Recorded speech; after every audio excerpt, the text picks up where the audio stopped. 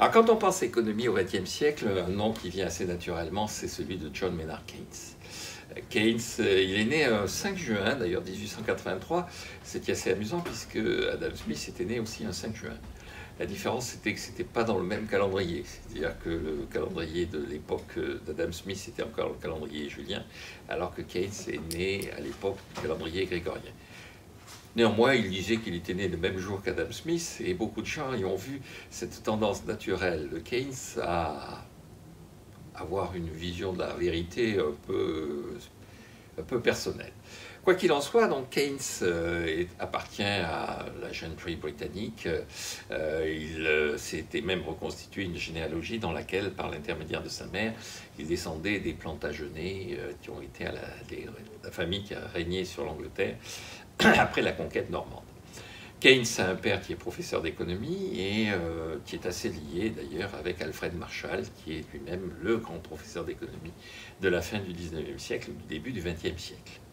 Donc Keynes baigne dans le milieu, il va d'ailleurs passer le concours du Trésor britannique parce qu'il veut échapper un peu à ce monde universitaire, mais il va être reçu dans un rang qui n'est pas très glorieux à cause d'une note en économie extrêmement faible.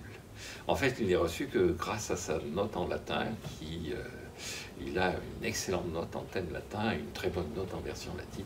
À l'époque, pour entrer au Trésor britannique, il fallait maîtriser parfaitement le latin, chose que maintenant on n'envisage plus. Et donc Keynes en voudra d'ailleurs toute sa vie à l'examinateur, qui est Arthur Pigou, personnage qui va être quasiment effacé de toute réflexion économique dans les grandes années keynésiennes et qui réapparaît en ce moment puisqu'il est le théoricien des taxes sur les externalités qu'on appelle les taxes pigoviennes. Alors revenons à Keynes. Après une carrière au Trésor britannique qui lui paraît médiocre, surtout vu son rang, le fait que dans sa génération, l'homme qui incarne le Trésor s'appelle Ralph Autrey, qui rentrait beaucoup mieux que lui, et qui est un personnage qui domine un peu sur le plan intellectuel tout ce monde de l'administration britannique. Donc il se rabat effectivement sur une activité universitaire. Et au tout début, Marshall l'a dit, hein, il n'y a rien à faire, il suffit de prendre les livres de Marshall et d'enseigner, jusqu'au moment où arrive la crise de 1929. Entre-temps, Keynes s'est un peu fait connaître par un livre qui est un livre où il conteste la pertinence des réparations et notamment la facture exigée par les Français vis-à-vis des Allemands après la guerre de 1914-1918. Mais le livre est un succès, mais c'est assez éphémère. Il ne prend pas position, notamment au moment de la conférence de Gênes de 1922 qui réorganise le système monétaire. Il se fait de nouveau remarquer en critiquant le retour à la parité hors de la livre de 1913 sous le règne de Winston Churchill comme chancelier de l'échiquier. Et puis, il mène une vie d'intellectuel assez brillant, parlant correctement le latin, se passionnant pour la musique et la danse, jusqu'à la crise de 1929 où il va mettre en place, avec un certain nombre de ses collègues à Cambridge, un groupe de réflexion qu'on appelle le Cambridge Circus, dont le thème est simple, c'est que le discours dominant consistant à dire s'il y a du chômage, c'est parce que les salaires sont trop élevés, c'est que pareil, toujours la croix de Marshall, toujours l'idée que l'offre et la demande finissent par s'équilibrer. Le travail est sur un marché, s'il y a trop d'offres, si effectivement le prix ne trouve pas sa demande, ne permet pas la demande, c'est que le prix est trop élevé, donc il faut baisser le prix du travail. Et Keynes et ses amis, dans lesquels il y a des gens qui vont se faire connaître par la suite, comme Joanne Robinson, qui va être une des femmes les plus en vue de l'histoire de la pensée économique, et son mari, ou comme Meadows, qui va être, pas Meadows, Meads, pardon, qui va être un des grands théoriciens de la dévaluation. Tous ces gens-là, donc, réfléchissent, et donc, comment, effectivement, éviter que ce chômage ne débouche comme seule solution sur un appauvrissement systématique des gens qui travaillent. Et va sortir de là la théorie générale, donc un texte qui paraît en 1936, avec là aussi quelques idées forces. Donc la première grande idée, c'est que il existe des déséquilibres de sous-emploi. C'est-à-dire que, contrairement à ce que pense un certain nombre d'économistes, la situation du chômage ne se résoudra pas par la baisse des salaires. Au contraire, si on fait baisser les salaires, ça va aggraver la situation. Ça va rendre effectivement un certain nombre de salariés, d'ouvriers plus attractifs, plus intéressants pour les entreprises, mais simultanément, comme leur revenu va baisser, les entreprises seront en capacité d'embaucher, mais ne seront pas en capacité de vendre. Et donc, et comme le disait un certain nombre d'économistes du XVIIIe siècle, que cite en particulier Keynes, pour se vendre, il faut vendre. Pour que l'on puisse se vendre, pour que les gens puissent trouver un emploi, il faut que les gens qui les embauchent vendent le fruit de leur travail. Et donc il y a un problème, c'est que assez spontanément, le système se bloque dans une situation de chômage élevé. Donc il faut une intervention extérieure. On ne peut pas laisser le mécanisme de marché purement et simplement résoudre le problème du chômage.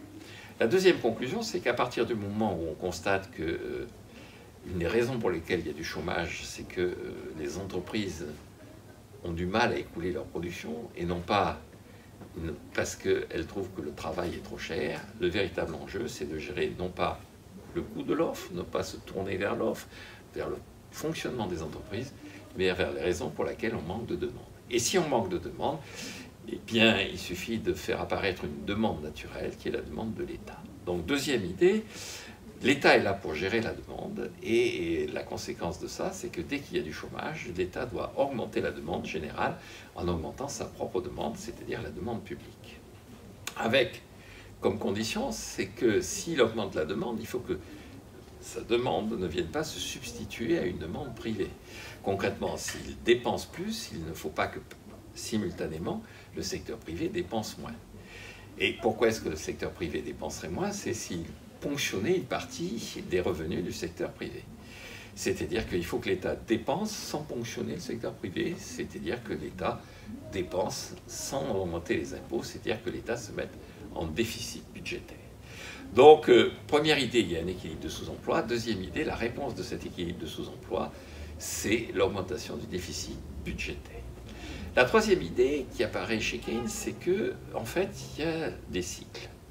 Et donc, si on passe effectivement d'un équilibre de sous-emploi à une situation qui est une situation où on augmente le déficit budgétaire, ce qui serait dangereux, c'est que cette situation soit une situation d'équilibre, parce qu'on substituerait une situation de chômage, à cette situation de chômage, on substituerait une situation dans laquelle l'État serait en déficit. Et donc l'État accumulerait en permanence du déficit, donc accumulerait de la dette et finirait par être acculé à la banqueroute. Et donc Keynes dit, en fait, il y a des périodes pendant lesquelles il faut intervenir, mais la vocation naturelle de l'État, c'est quand même d'équilibrer ses comptes. L'État doit accepter le déficit, mais ne doit pas faire du déficit une composante permanente. La quatrième idée, c'est de revenir sur cette idée de Ricardo de la neutralité de la monnaie, que quand on augmente la quantité de monnaie en circulation, tous les prix augmentent puisque c'est la valeur travail qui est derrière, et donc ça ne sert à rien. Ça dévalue la monnaie, ça porte atteinte à la crédibilité de la monnaie, mais ça ne se traduit pas par une amélioration sous quelque forme que ce soit de la situation. Et donc, Keynes dit il n'y a pas de neutralité de la monnaie. En fait, la neutralité supposerait que la monnaie soit vécue comme n'ayant aucune fonction autre que l'échange. Et Keynes dit la monnaie, ça sert aussi à...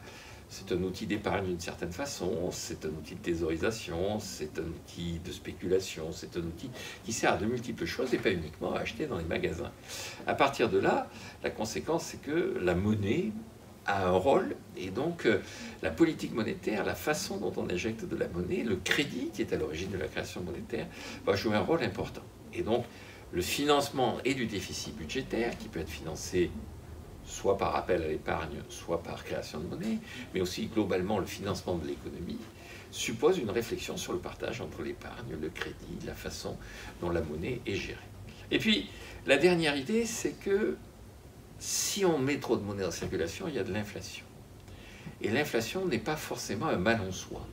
L'idée de Keynes, c'est qu'en fait, les agents économiques sont sensibles à la valeur nominale plus qu'à la valeur réelle. grosso modo, dit-il, si vous proposez aux gens qui ont un revenu de 100, vous leur dites, écoutez, on vous donne un revenu de 120 demain, sauf que les prix seront à 130.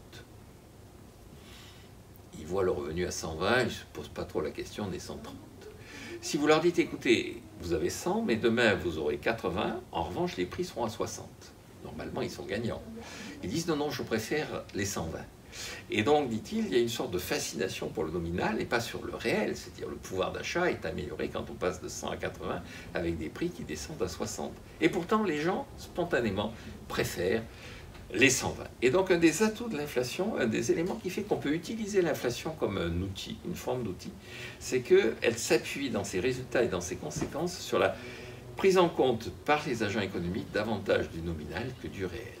À partir de ce moment-là, là aussi, l'inflation ne doit pas s'installer, ne doit pas être considérée comme étant un élément constitutif et permanent de la vie économique, mais l'inflation ne doit pas être considérée comme le mal absolu que théorisaient les économistes classiques et néoclassiques. Donc on a cette idée que fondamentalement, si on laisse tourner le système, et il n'est pas question d'accaparer, de faire récupérer par l'État le système sur le plan économique. Keynes explique bien qu'il n'est pas socialiste, qu'il est opposé même à la vision non seulement des communistes staliniens qui sont les contemporains de ses écrits, mais il est également opposé à la vision du Parti travailliste qui consiste à nationaliser une partie de l'appareil productif. Donc il faut respecter le droit de propriété, il faut respecter la concurrence, mais il considère que la situation peut conduire à des blocages, à un équilibre de sous-emploi, et qu'il appartient à l'État, pour des raisons à la fois politiques, économiques et même morales, d'intervenir et d'utiliser ses capacités de dépenses pour générer une demande qui va permettre de revenir à la situation de plein emploi. Alors, cette situation et cette idée va fasciner les hommes politiques. C'est-à-dire qu'une des forces de Keynes, c'est de dire à la classe politique, qui est une classe politique qui est tétanisée par ce qui se passe dans les années 30 avec l'explosion du chômage et la montée en puissance des partis extrémistes, à l'extrême droite les fascistes et les nazis en Allemagne et en Italie, à l'extrême gauche les communistes avec la version stalinienne du communisme, c'est-à-dire une version dont tout le monde sent bien qu'elle est dictatoriale et arbitraire. Et donc les hommes politiques se disent il faut qu'on soit capable de répondre à ça. Et Keynes leur dit, il suffit d'accepter pendant quelque temps du déficit budgétaire. Vous avez une réponse à ce qui pourrait devenir un drame. D'ailleurs, dans les années 60, un de ses disciples, Walter Heller, qui est un conseiller économique, un des conseillers de l'équipe économique du président Kennedy, dit « La force de Keynes, c'est de nous avoir donné une sorte de réponse pratique aux problèmes auxquels nous pouvons être confrontés. Concrètement, quand il y a du chômage, on accepte le déficit budgétaire. Quand il y a de l'inflation, on laisse un peu filer l'inflation puisque la population n'est pas totalement hostile à cette inflation. Et si l'inflation devient un problème, eh bien, on retire une partie de la demande excédentaire qui est à l'origine de l'inflation en augmentant les impôts.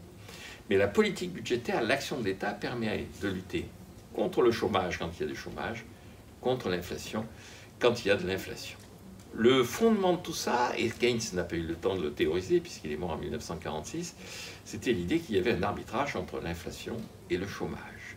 Alors cet arbitrage entre l'inflation et le chômage a été théorisé par la suite sous le nom de arbitrage de Phillips, mais Keynes ne l'a pas connu, même si implicitement il l'avait sous-entendu. Ce qu'il y a de frappant, c'est l'influence considérable qu'a eu Keynes dans une période où, alors qu'il est anglais, ce sont plutôt les Américains qui sont en train de prendre la main sur le plan économique, mais sur le plan théorique aussi. Une de ses forces, c'est d'avoir trouvé un relais aux États-Unis au travers d'un certain nombre d'économistes. J'ai parlé de Walter Heller. Il faudrait parler aussi d'Alvin Hansen, qui a été le conseiller économique du président Truman et qui a fait un livre qui s'appelle A Guide to Keynes, qui est en réalité plus keynésien que Keynes lui-même. C'est-à-dire A Guide to Keynes d'Hansen, c'est véritablement ce qui va être le corpus intellectuel de ce qu'on appelle et considère maintenant comme le keynésianisme et comme l'héritage intellectuel de Keynes. Alors, dernière remarque sur Schumpeter, qui était un de ses grands opposants. Schumpeter disait dans la vie, j'ai 3 objectifs: être le meilleur cavalier de ma génération, être le meilleur économiste de ma génération, être le meilleur amant de ma génération.